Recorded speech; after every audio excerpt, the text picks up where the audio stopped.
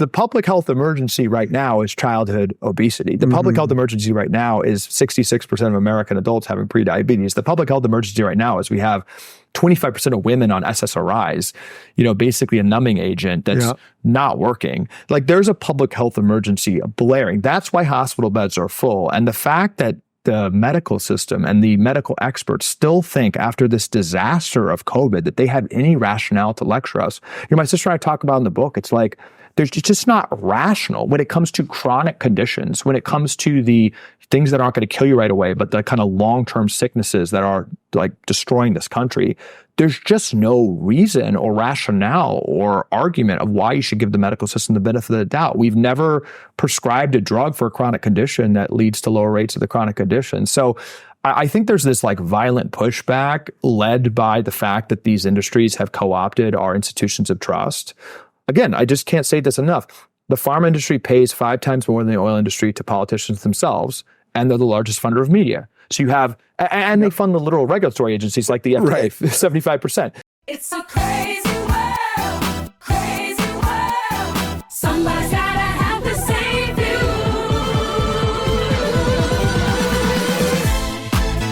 It's a crazy world. It's a crazy world. Somebody's gotta have to save you.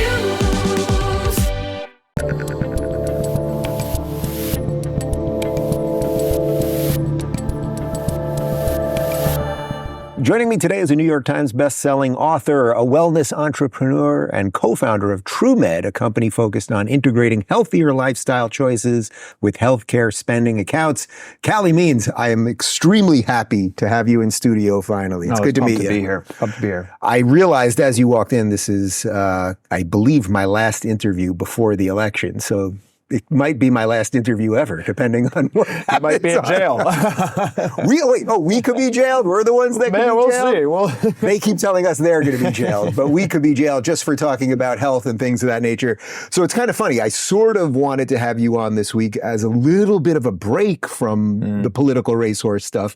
And yet, in a weird way, everything you do as it relates to health and farming and factory farming and all of these things has become deeply political. So before we get to the political part, can you just tell people that may not know too much about you, just a little bit of your background, how you got involved in this, and then we'll kind of connect it to everything else?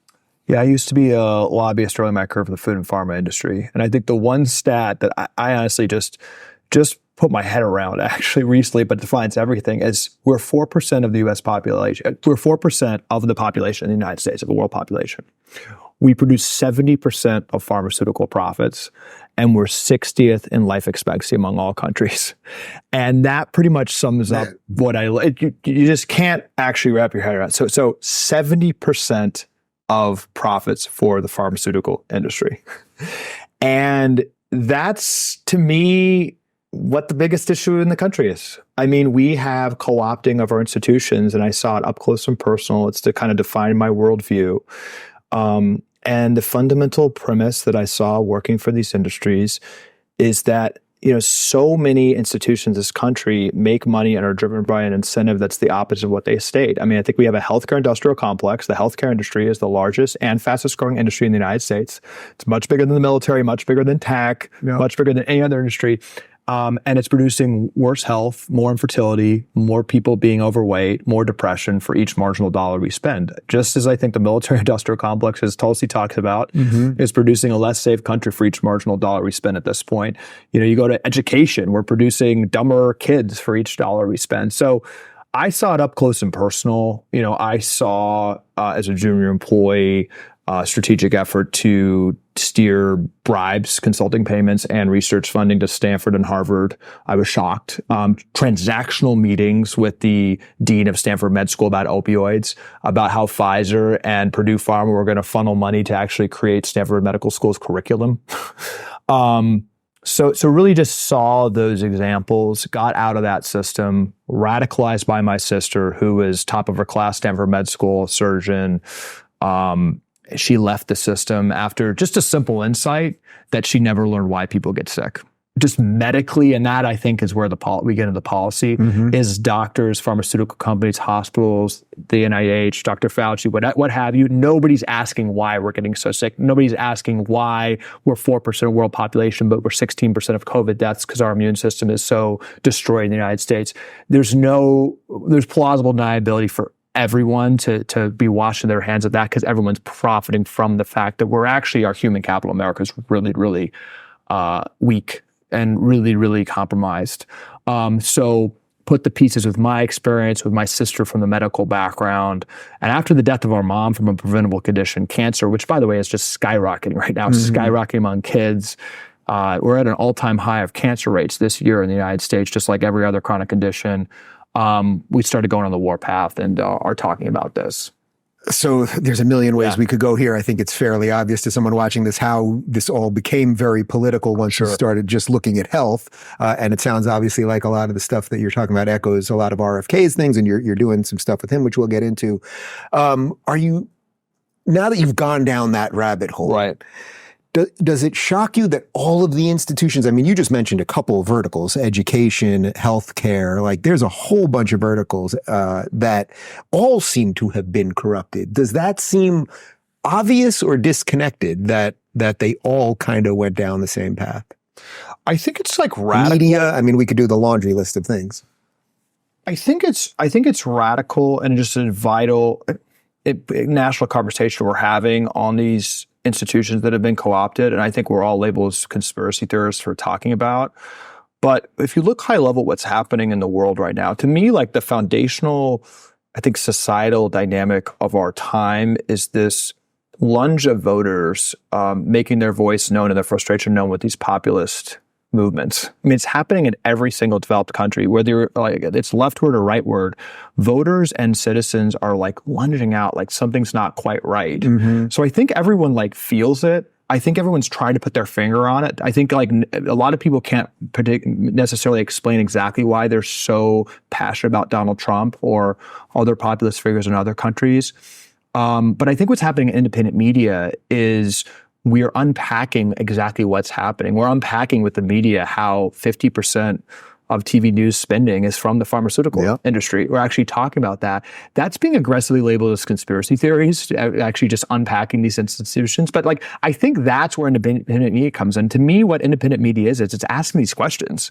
Some of the questions and solutions and takeaways aren't totally right, but we're having these messy debates. People are waking up, eyeballs are gravitating towards that. And then I think where voters are going is politicians that are trying to put the finger on that, which I think is so powerful, and why health, thankfully, has become such a powerful, I think, discussion topic and national conversation in this closing days of the campaign. It's a tangible example of these mass corruption and corporate capture issues that I think voters are trying to put their finger on. And I think what RFK has done so well, and what my sister and I are trying to do, is everyone sees what's happening with kids. Everyone sees what's happening with their own health. There's something clearly just not right. And I think we've learned a lot of lessons from COVID, quite frankly, that we're still trying to put together. So by actually tying these incentives and this corporate capture into what's happening in a kid's classroom, where 50% of young adults are now overweight or obese, I think it's helping people put their heads together, not just on the health issue, but on this overall, I think, macro dynamic, which is the defining issue of Trump's candidacy, which is just the swamp. It's corporate capture. And it is, I try to just talk about the raw economic incentives. Like if you look at each industry, they've been captured by really bad incentives. So let's discuss that a little bit, because I think most people now, or at least a good percentage of people, are realizing there's a lot of crazy ingredients in our things. And Bobby talks about yellow number 5 that's, in our, which cereal, Fruit Loops here, but not in Europe, et cetera. And there's all of these things in our Doritos and all of our foods. Okay. But the average person's wondering, well, why would they do it here then in America if they did not do it in Europe? So I guess, how did that start originally? What was the idea that originally quite literally put poison in our children's cereal, and somehow Europe said no to that? Yeah. So a lot of things start with good intentions. So let's go through the food. I think it's just important for people to know how this happens. So the American diet was almost 100% unprocessed foods up until World War II. After World War II, we had the Marshall Plan and had, with Europe devastated, had to ship our food, and we became the breadbasket of the world. And we created these preservatives, all these chemicals to make food shelf stable, and basically created ultra processed food in order to ship it across the world. So that's how it started. You basically so far no bad intentions, Yeah, no right? bad And also intentions. television started appearing and people Yeah. were eating differently, and but so you had more packaged food. Yeah. Okay. With Refrigeration was preservatives different, and processing of the grains, which takes the fiber off, which spoils, which hurts the nutritional value. But okay. So, and then you had the rise of industrial agriculture, which is actually less, it produces less output per acre, but you can mechanize things, and that led to the explosion of pesticides. But the story really is important and gets interesting in the 1980s. So our percentage of ultra processed food consumption, really this food in boxes, didn't start exploding until about the 1980s. And something happened, which I talk about a lot in the 1980s. Something very deliberate happened, which is that cigarette companies were the largest companies in the world. Literally, if you looked at the highest market caps, you had Philip Morris and R.J. Reynolds in the top 10 largest, most valuable companies in the world. And as the Surgeon General started coming down on smoking, those companies, to diversify, started buying food companies. So they actually saw that the processing, that creating basically these frankenfoods that isn't natural with all the ingredients we don't recognize, they can actually use the same playbook that they use for cigarettes to buy off the USDA. And they started what's called GRAS standards, generally accepted as safe. And they created through the USDA a situation where our government does not say whether chemicals are safe. It's self-policing, and they have to be proved harmful after the fact, after including in our food. And through that lobbying, the cigarette industry put 10,000 chemicals in our food in the 1980s and 1990s that aren't legal in Europe. In Europe, you have to prove that something we're eating is safe. What they were able to do with those chemicals is make food much cheaper, and they're really mixed together to be addictive and palatable. Yep. So we had cigarette industry scientists, as those companies, Philip Morris and R.J. Reynolds, became 40%, just two companies, 40% of our food supply in the 1990s. You had just unbridled chemicals, and then really good scientists working with those chemicals to basically hijack our satiety signals and evolutionary biology to make this ultra-processed food something that you basically can't stop eating. So if you look at it right in 1990, calorie consumption in the United States started skyrocketing, and percentage of ultra-processed food consumption started skyrocketing. So I'm a conservative, like we're free market guys. But the cigarette industry co-opting the USDA to the point of 19 out of 20 USDA Nutrition Guideline Committee members are paid for by food companies, co-opting the USDA to where they self-police any chemical in our food, co-opt the FTC to allow the top advertiser Nickelodeon to be food companies. You can't look on YouTube with kids stuff without seeing food companies. Yep. Really co-opting every institution of trust, having this fundamentally addictive substance, which is these frankenfoods with artificial colors in there, that are safe in the United States but banned in every other country. They're literally crude oil. That's what these colorings are. But they do research that the neon colors make kids want to buy them. So you just had rank corporate capture by cigarette companies of the USDA in the 1990s.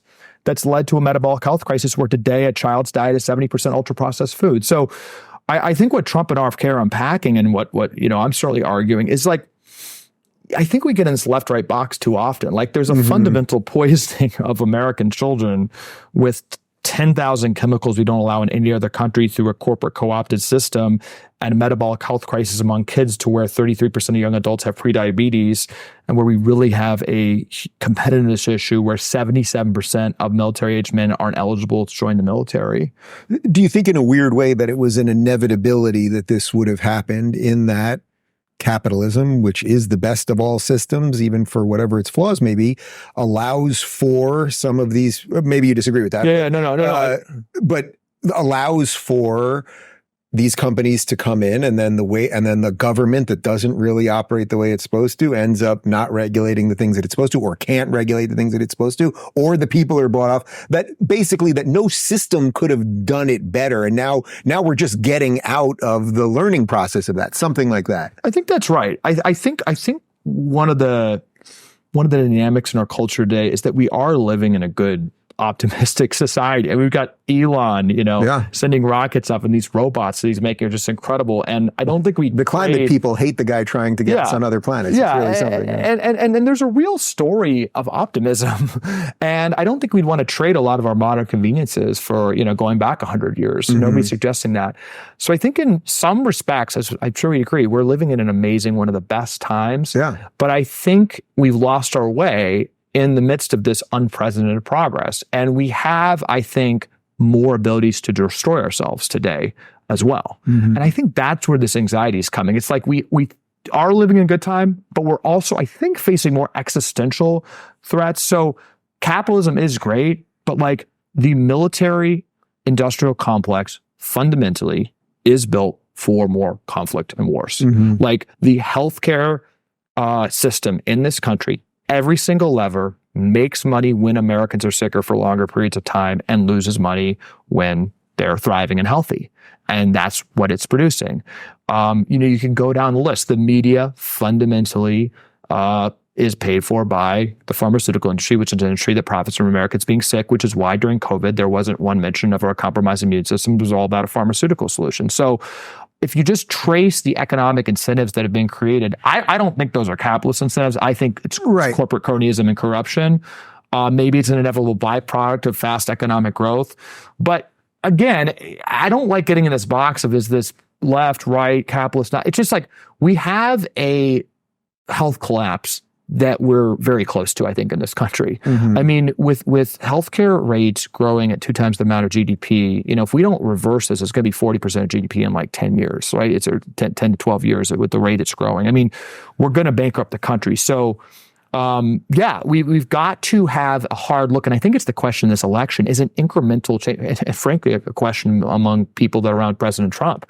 I think President Trump is saying we need bold change. We need real systemic, transformational change.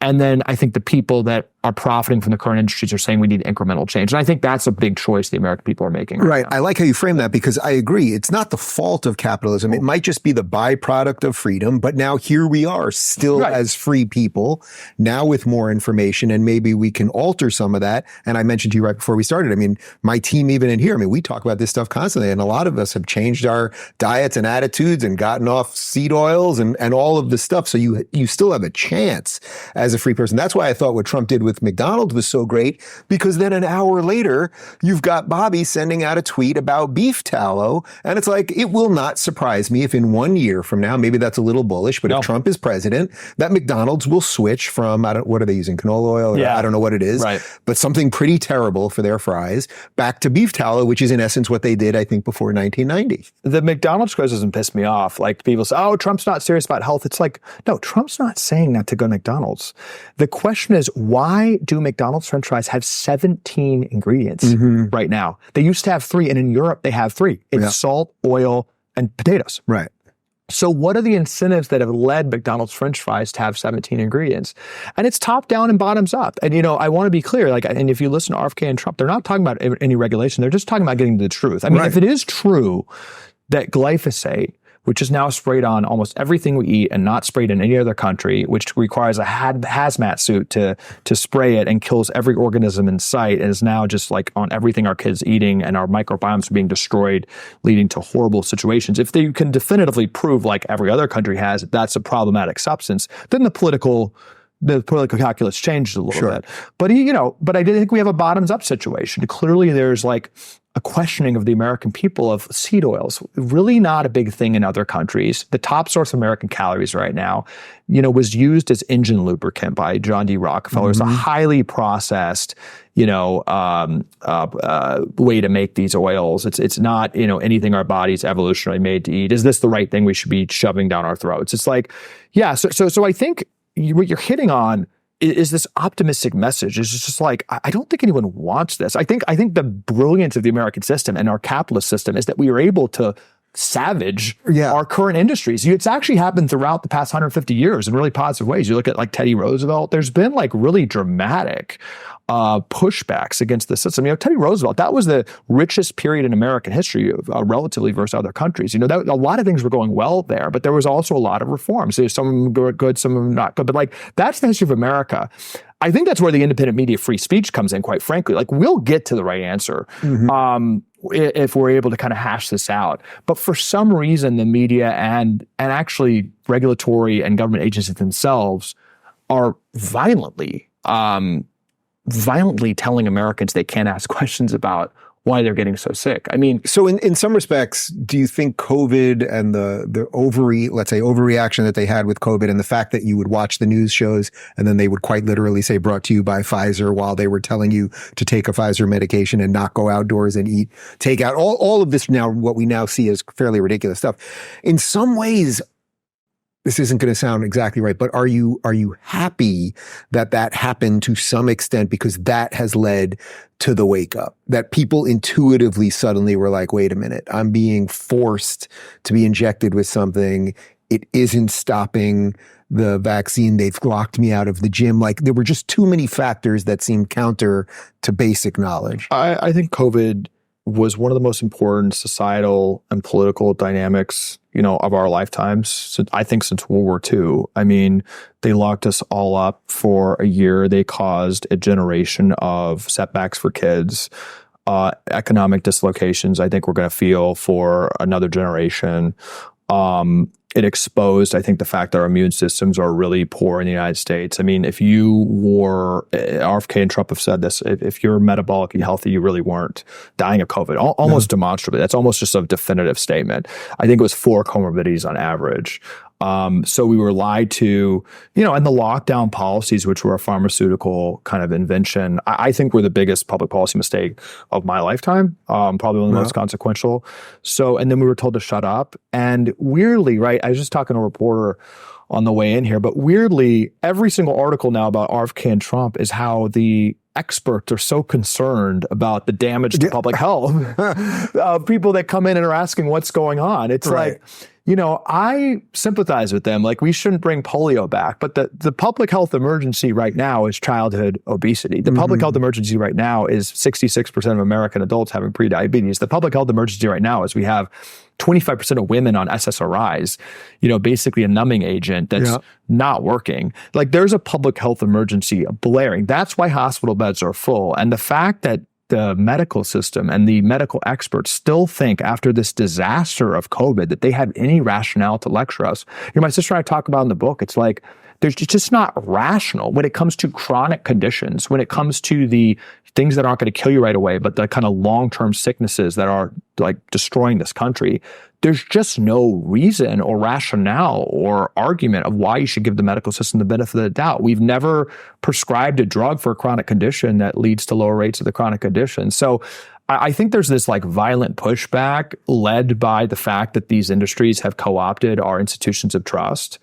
Again, I just can't say this enough. The pharma industry pays 5 times more than the oil industry to politicians themselves, and they're the largest funder of media. So you have, and they fund the literal regulatory agencies like the FDA, 75%. So you literally have these, or they're board members of the pharmaceutical companies that end up, Trump's FDA director, one of them went straight to Pfizer, as we know, and so Scott Gottlieb.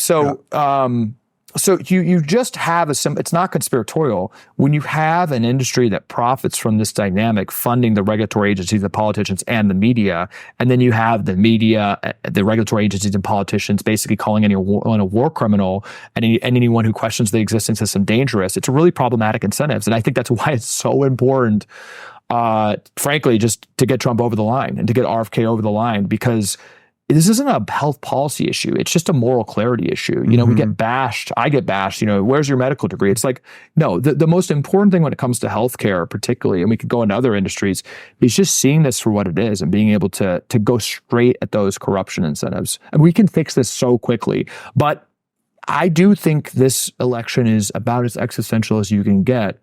And I think it ties so much to the independent media. I think it ties so much because you've got to be able to have these conversations. You've got to be able to point this stuff out.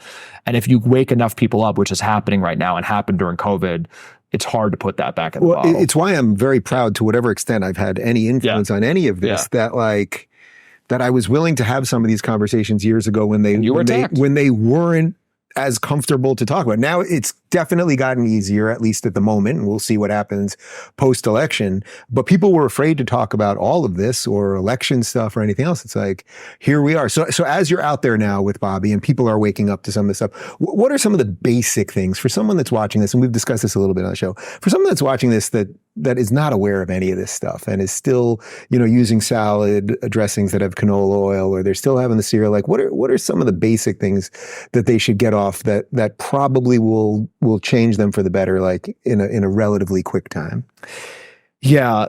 The core thesis of our book, Good Energy, is that it's much more simple than we're led to believe. So when it comes to food, the unholy trinity of 3 ingredients, it's that simple. It's vegetable seed oil, so canola, soybeans, safflower, oils like that. You'll see them on any salad dressing. Yep. They sneak into hummus, to healthy foods, to your creamers, to oat milk. It's almost impossible, actually. Once I became aware of this, it's almost impossible to find salad dressings that are made with olive oil. You pretty much have to make them yourself. Everything is basically canola oil. Everyone watching, literally, if you can just rob your diet of that one ingredient, you are going to transform your health. And I've been actually blown away. Like when my sister and I were writing the book, I really wanted to write a diatribe about like the corruption of the system, and the editor's like, no, you got to put tips in. Okay, well, the tips are simple. It's like seed oils.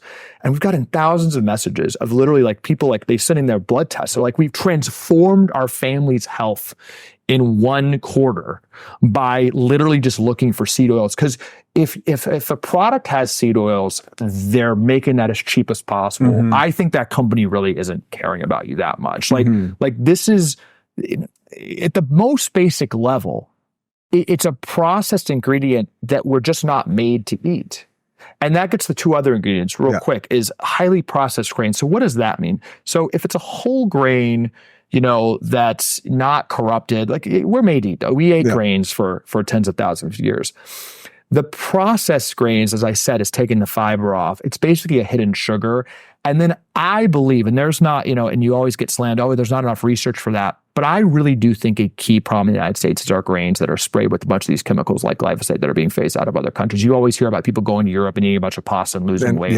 There's something really problematic about our grains and the way they're processed in the United States and any type of packaged food. They're pulverized and changed beyond recognition and have a ton of inevitable chemicals on them and turn into hidden sugar. So processed grains, any type of refined flour or wheat, I would really try to rob that out of your system. And then added sugar. We all know about added sugar, but that sneaks in everywhere. It's got 40 different names on labels, and our fructose consumption is up, I think, 3,000%, which is a particularly nefarious type of sugar in the past 100 years. So if you can do those 3 ingredients and just get to more whole foods, I don't understand why this is so controversial or why this is being attacked. And it's not Trump saying don't go to McDonald's, but when it comes to the USDA nutrition guidelines, like there's nothing conservative or liberal about getting the truth from scientific authorities, which is a lesson we learned from COVID.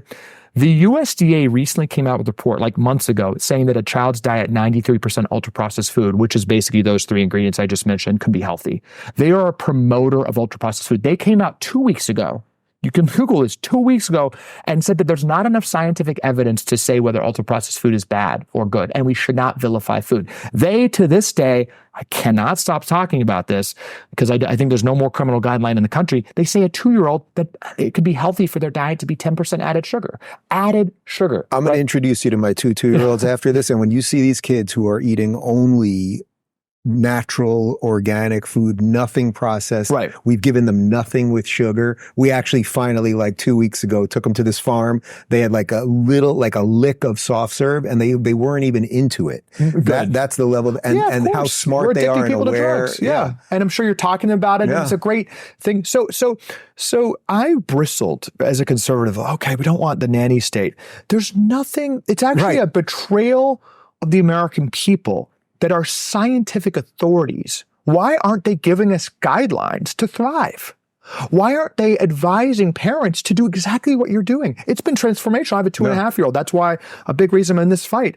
And just watching his love of, steak and love of, a little berries and stuff, but it's beautiful.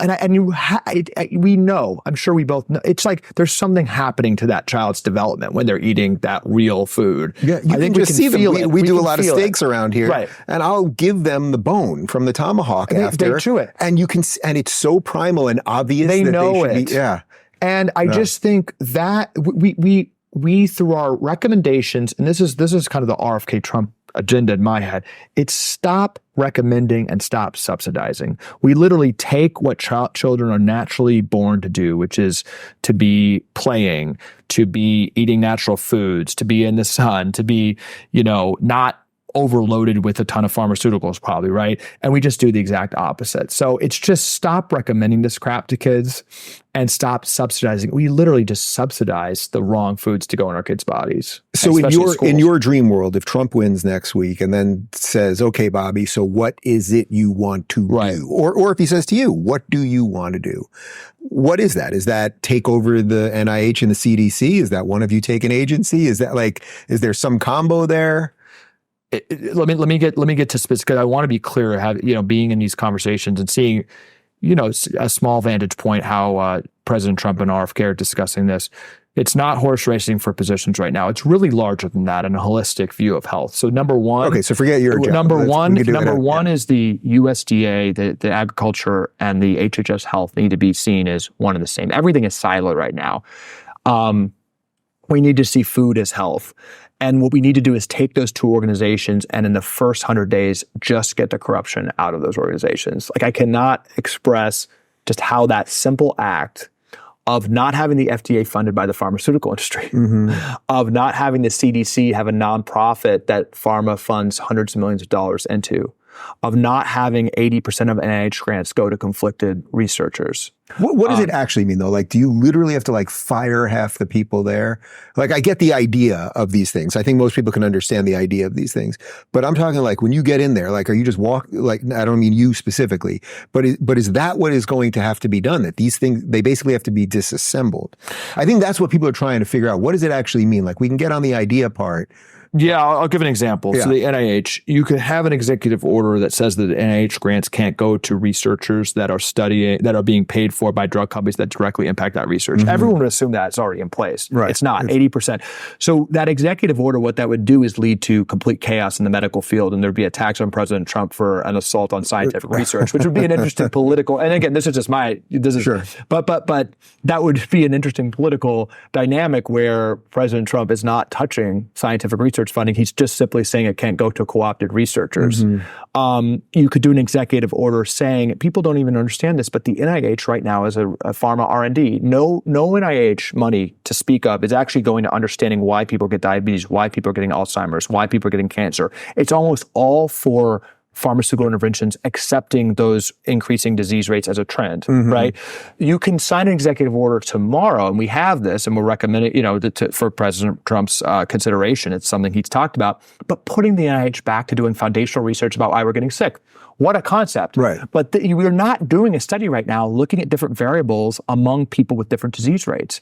It's not even getting into the vaccines or getting into food, but let's look at a cohort of people and let's look at variables of why people are getting sick and what's related to people getting sick and what's not, so we can attack those things.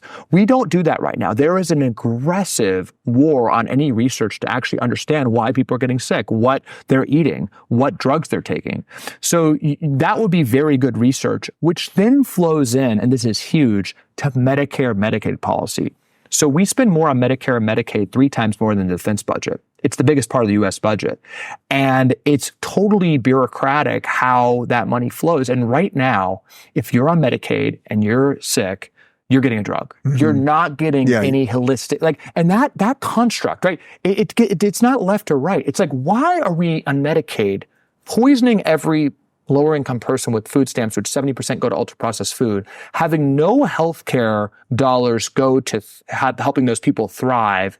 The Medicaid only kicks in when a poor person gets diabetes, which 30% or so of people on Medicaid have. It's an epidemic among lower income people. And then we give them drugs for life, which that standard of care doesn't even make sense. So if you get the research, it makes sense, just not if you're trying to take care of people. It makes sense if you're trying to like commit suicide against the population and lead to a situation where a lower income man in the United States dies 15 years younger than an upper income man. So, you just have to, and I think this can happen within the first 100 days, both with existing research that we have. Open source the data sets, open source all these data sets, population-wide studies about why people are getting sick, have people come up with the answers, and then reflect those in the Medicare, Medicaid incentives, which then impact all insurance. The problem is we truly have this sick care system that waits for people to get sick and then profits the pharmaceutical industry by design. So it's getting the conflicts out of the research. How would that happen? How would the personnel work? I'll be honest. I think when it comes to NIH, CDC, FDA, it is real aggressive action, in my opinion, against these sick care incentives and a real mantle. When it comes to the agriculture policy, I think there's huge problems with big ag, but we got to bring the farmers to the table. I think nobody in the agriculture community, including the farmer lobby, thinks that what we have right now is a good situation. A tomato grown in the United States has 70% less nutrients in many respects than 50 years ago. We're the agriculture capital of the world, but 20% of our children are malnourished. Like, there's something wrong. So I think you can, really disrupt the healthcare agencies and use President Trump and RFK, quite frankly, in their reform agenda to bring the agriculture community together and figure out some compromises and solutions. So I wanted to get to the farming part a little bit, because we're seeing, it seems to me, a worldwide attack on farmers. I mean, you see what's 100%. Happening in Belgium, you see what's happening in Holland, in many other countries. It seems a little short-sighted to me for the government to be going after the people that are producing our food. But I suppose if your incentive was maybe to have a docile populace that wasn't that healthy, that could just be drugged and in essence enslaved. I mean, it sounds like sci-fi, but there are dark high level, like when you look at not what they're saying, but what's actually happening, it's very dark. I mean, why is the food industry fighting for the colorings, which is crude oil, which demonstrably causes ADHD and neurological issues?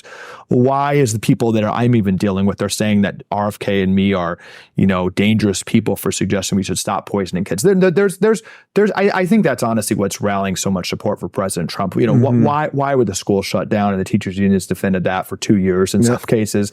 Why are we giving kids, basically, so many pharmaceutical products and basically attacked when we don't, when we ask a question or parents ask a question, the gender reassignment. I mean, you go down the list, there's dark things happen to kids. But with farmers, I think every farmer should be outraged what's happening. We're basically, have terrible incentives for them. Nobody's happy, big or small farmers. We have incentives that basically force them into making components for ultra-processed food, corn, soy, wheat. And then pharma is reaping all the profits. We spend 2 times less per capita in the United States on food than Europe. We're really shafting our farmers. Also, we're importing so much from China. Like, I don't think people realize this, but like a huge percentage of our meat and meat packing is Chinese. These chemicals I mentioned, like glyphosate. The packing part is the crazy part. Yeah. So we literally take meat from like 4 places on Earth, like Australia, maybe from America, Canada. Then we take it and we send it there to package it to bring it back here. I mean, it's nuts. We've outsourced our meat packing to China. And then all of these chemicals that we're using on our food that are banned in other countries, like glyphosate, it's almost predominantly made in China. And China's phasing those chemicals out of their food supply.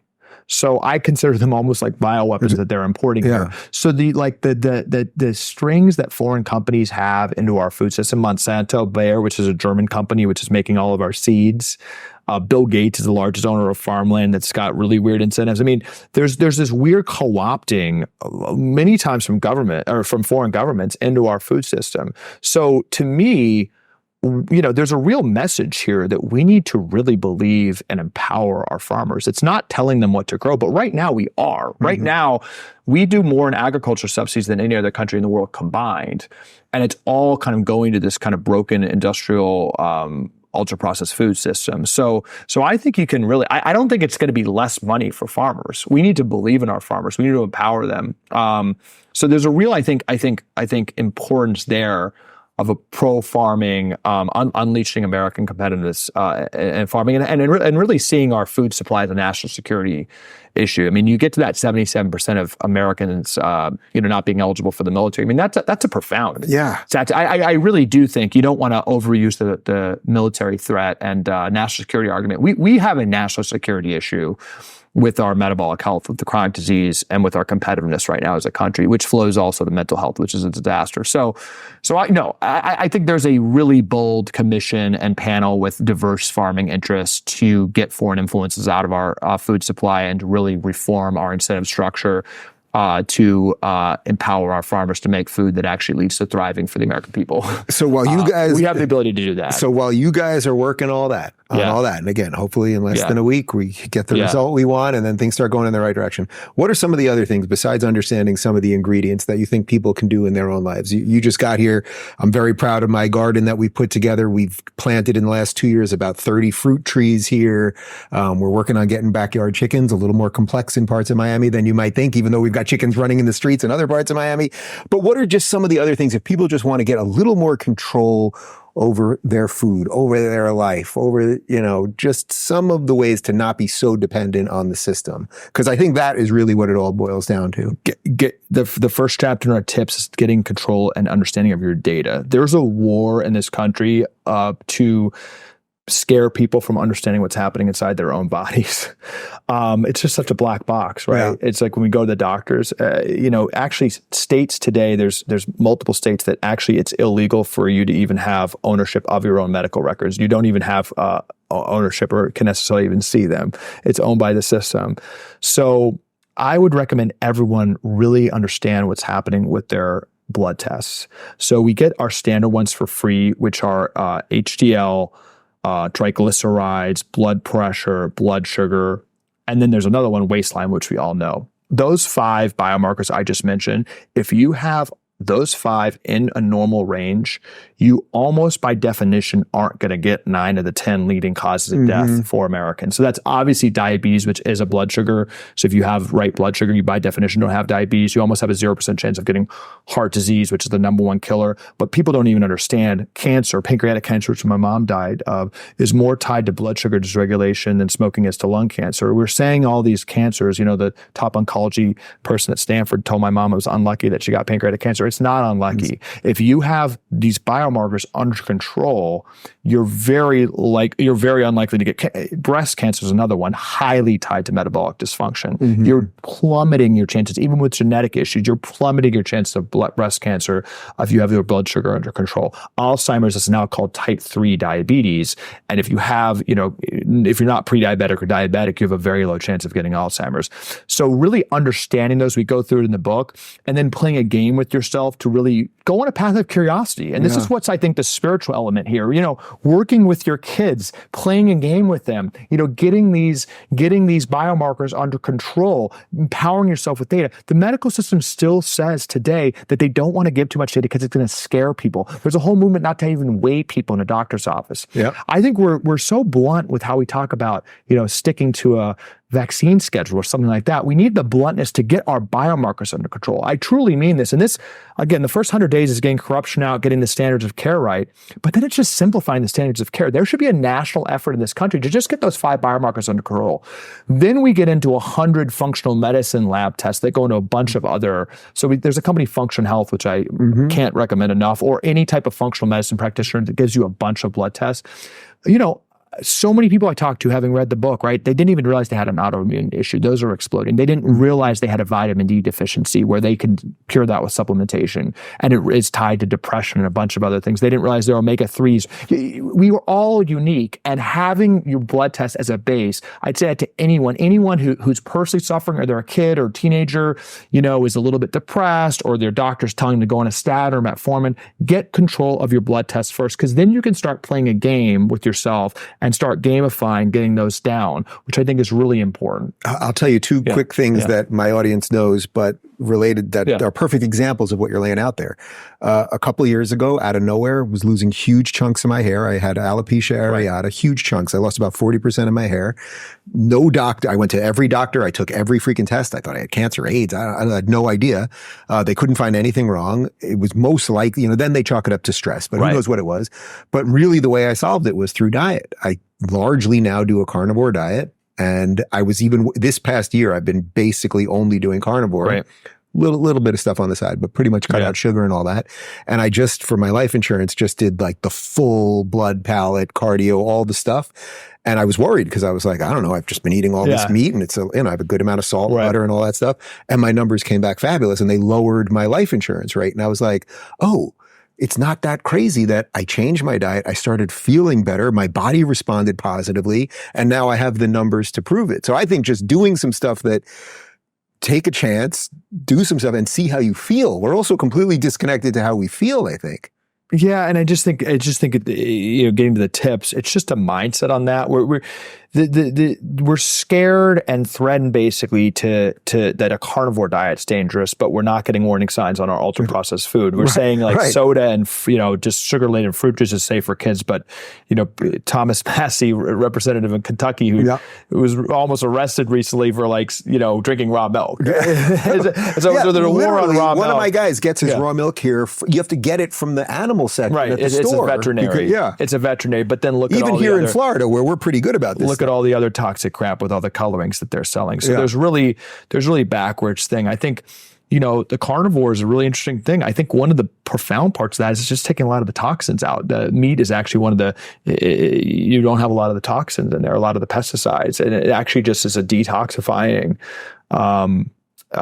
It's a protocol. So I would encourage everyone, this is not the books. My books by Dr. Mark Hyman, blog posts, every podcast is talking about this now. There's tips, but I think to me, what's so rewarding, as you're seeing with your kids probably, it's just like going on a path of curiosity. Getting your blood tests start that path? Yeah. And I just think that is where I'm optimistic of a world with more biowearables, with more understanding. We're all dying much earlier. The health trends are falling off of a cliff, and we should know the trajectory we're on because that's more motivating to solve it.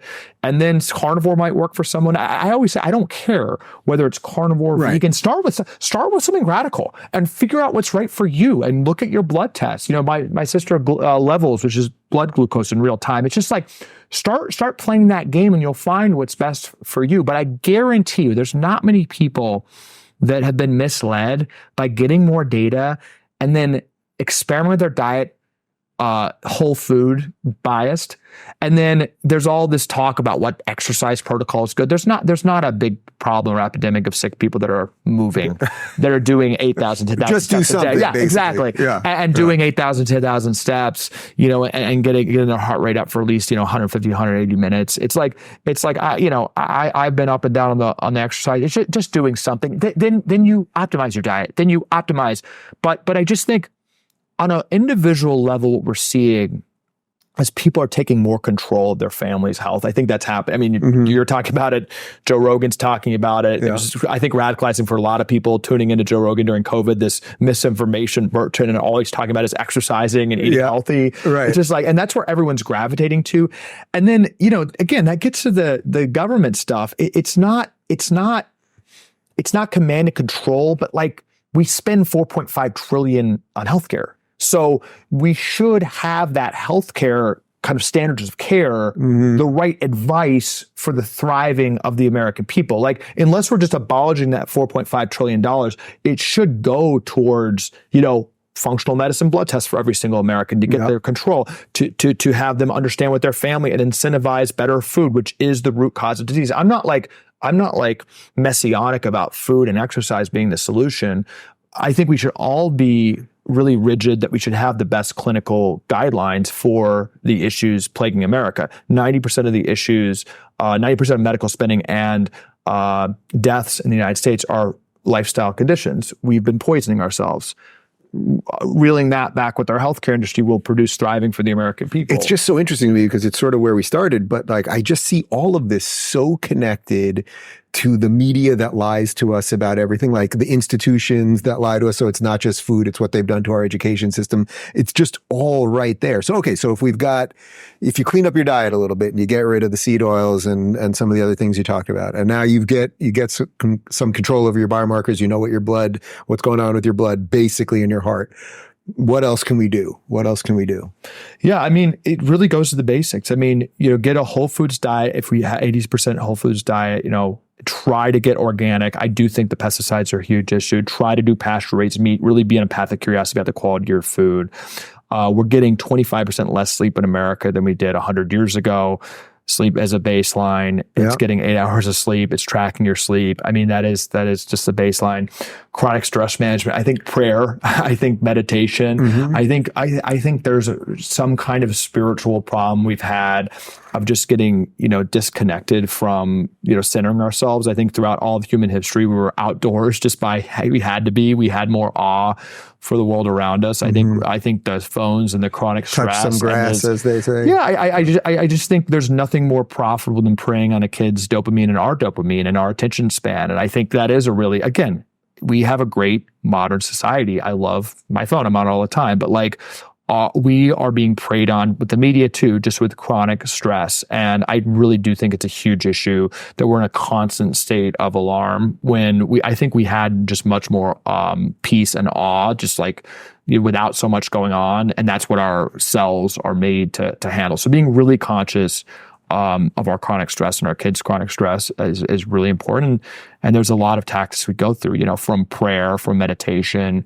We talk at the end of the book about psychedelics, which I think is actually profound research on, quite frankly. And I think we have a mental health epidemic that's not being cured right now. And I think we're being slanted by the pharmaceutical industry that just wants to drug every single condition for life. So that's a whole nother rabbit hole. Well, let's do that a little bit, because I wanted to talk to you about mental health a little bit, because it seems to me that there's clearly a mental health crisis from the endless outrage that we're doing all day long. And I'm pretty good about this thing, but I'm in it too. To the fact that we literally take fifth graders who just have a lot of energy. And as Jordan Peterson says, you've got to run these kids until they're exhausted at 8 p.m. But instead we put them in these classrooms where they don't move. That we end up drugging them. And then we tell them they have ADHD or they have the reverse of that or whatever it might be. So is that all just connected to all of we've taught all of the wrong things. So then parents are just like, all right, just drug him. He wants to be out at 6 o'clock riding his bike and he should be home studying. This hopefully sheds a light on the policy solutions that we talked about, but it's really bureaucratic standard of care. So let's just look at what we do right now. And just back up. If you take any animal and put them in a cage and they're sedentary and they don't have a lot of sunlight, and you're constantly annoying them with chronic stress triggers, and you're force feeding them basically ultra processed food and sugar and processed grains, any animal, they're going to go exhibit crazy behaviors. There's YouTube videos of rats where they're on ultra processed food and have some bad stimulus and then not, and their natural diet, and they go crazy. They lose cognitive functioning. This is not radical. And the separation of our medical standards, the NIH has a department of mental health that's totally siloed, and they're just studying the brain. That's one thing we have an executive order for. There's 23 different NIH departments. It's diabetes, it's cardiology, it's mental health. These things are all connected. Right. If you're force feeding yourself and sedentary, so that's the environment we're existing in. We're super sedentary. We're getting terrible sleep. The sun and circadian rhythm dynamics are extremely important. We talk about that a lot in the book. And actually, looking at the sun, having the lights a little bit lower. We never had natural or artificial light until 100 years ago. We are, our cells are totally embedded to a rhythm of, sleep-wake cycle with the sun. Disrupting that, again, I wouldn't want to give up artificial light, but we have to be cognizant of that. Yeah. Literally just turn down your lights at 8 p.m. so that your eyes are adjusting accordingly. Right. I mean, but all these dynamics impact our mental health. So what do we do? If a kid's a little bit fidgety, we have 15% of high school seniors on Adderall, which is one molecule away from meth. Yeah. We SSRI rates, antidepressant rates have doubled among high schoolers in the past 5 years.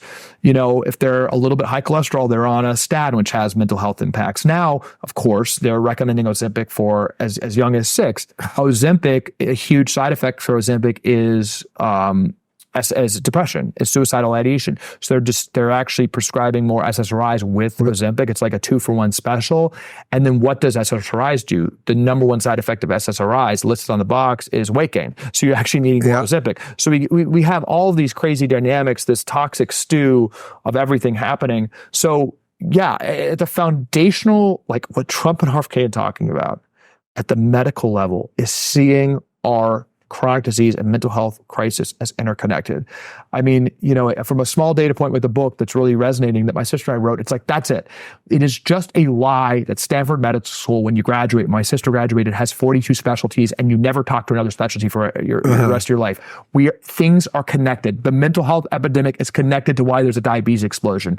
And we have to understand that from a medical system. And as a parent, and this is my advice to parent, my tactical tip, is if your kid has an infection or a broken bone or something acute that's going to be a big issue or potentially kill them right away, that doctor deserves the benefit of the doubt. Like, potentially take that antibiotic, no question.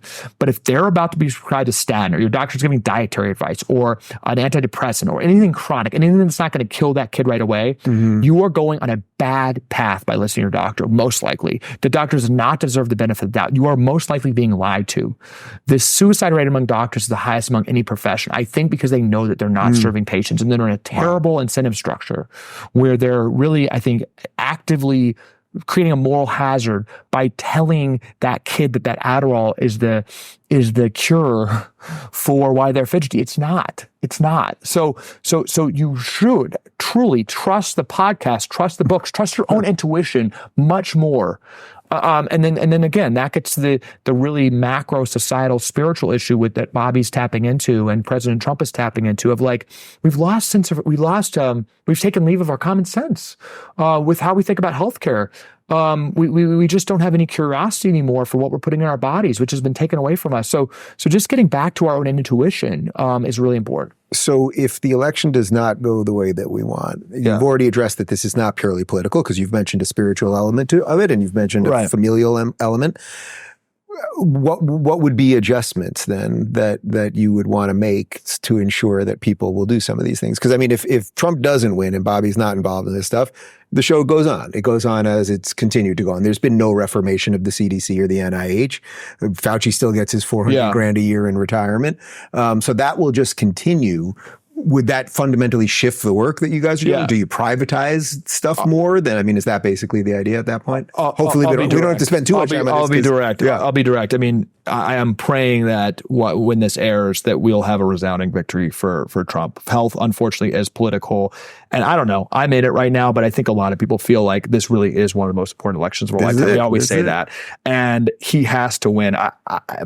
My sister and I talked about this on Rogan. My sister says it much more eloquently, but I think we are on the verge of a health collapse in this country, a societally destabilizing event with what's happening to kids' health and how we're poisoning kids and the war on kids. So I'm scared for the continued competitiveness of the country. But what do we do? Yeah. We have a, despite every single media entity telling people that they're Nazis who are supporting this agenda, we do have a bottoms up, revolution happening. And you were at the MSG rally. Yeah. So it's very positive. Did you see any Nazis? No, I didn't see them. Did they laugh at all the Nazi jokes? They did when Hogan was like, I don't see no stinking Nazis. I didn't see the Nazis. I saw a diverse group and I saw a lot of Israeli flags. Yeah. But realistically, we need to win because there's I think an uprising of consciousness that's happening, that's trying to give power to RFK, that's trying to give power to Elon. If it doesn't happen, we need to really resist. We need to protect free speech. We need to make sure that we continue to talk about these things. We need to have a radical disaggregation with chronic disease management from the government. I will be aggressively pushing bipartisan policies because I think either route, but particularly with Trump, this could be a true bipartisan issue. Mm-hmm. I think Trump, actually, I've heard from Democratic members of Congress that if a president can really beat up on this issue, they can then have air cover to tell the pharma lobbyists to get out of their office, and they actually want that. Mm-hmm. I actually know a lot of Democrats are praying for a president to really make this issue high level and say they're going to veto anything that's corrupt, so that they can really push the right thing and get the lobbyists out of their office. But we're going to push forward bipartisan solutions if the other side wins. But I just got to be honest, I'm not optimistic because I don't I don't think this issue changes and we have a real paradigm shift with how this is a paradigm shift. This is a true rethinking of medical standards of care to not have cardiology, diabetes, depression in separate silos, but actually see everything as connected, which has to happen. So that requires high-level executive leadership. But yeah, if Kamala wins, buy good energy, get blood tests, take matters into your own hands, and we got to try to support bipartisan efforts to chip away at the sick care system. A buddy of mine, Bob Juergens, doing stand-up about 20 years ago, he used to have a funny joke about, the Prozac commercial where there's a woman and she's got like this animation cloud following her and she's talking about how depressed she is. And then she takes it and she's less depressed, but it's like, and then side effects include nausea, vomiting, restless legs. And then she's like, well, now I'm depressed because you have all these things. But it goes to your point that, well, then we'll drug you with something else and we'll drug you with something else and we'll drug you with something else. And before you know it, that's how you get to the collapse, because you have basically an entire population of people that are in too deep, in essence.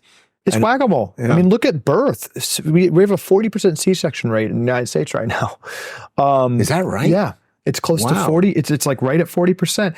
And, a lot of women don't want that. We, give them different drugs. We say they can't handle the pain. You can't handle this. We induce because the doctors want to be on a schedule, and that leads to more complications. And it's every woman you talk to now, right? Birth is a crisis. It's just, so when you start intervening, when you start going against nature, things cascade, right?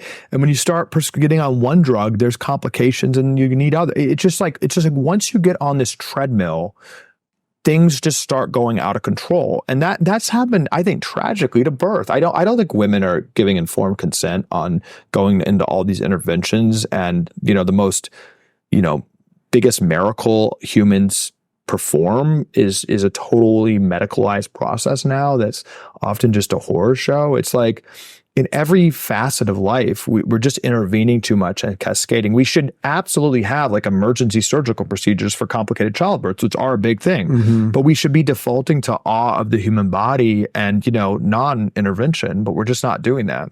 Let me just ask you one other thing, and then let's definitely pick this up after the election, and hopefully it all worked 100%. Out.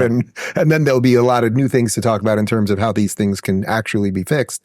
You mentioned a little bit about vaccines, and now since you just mentioned birthing people, also known as pregnant women, right? Can you just talk a little bit about the vaccine schedule and just what your general philosophy is on that and how things have gotten a little out of control, let's say? Yeah.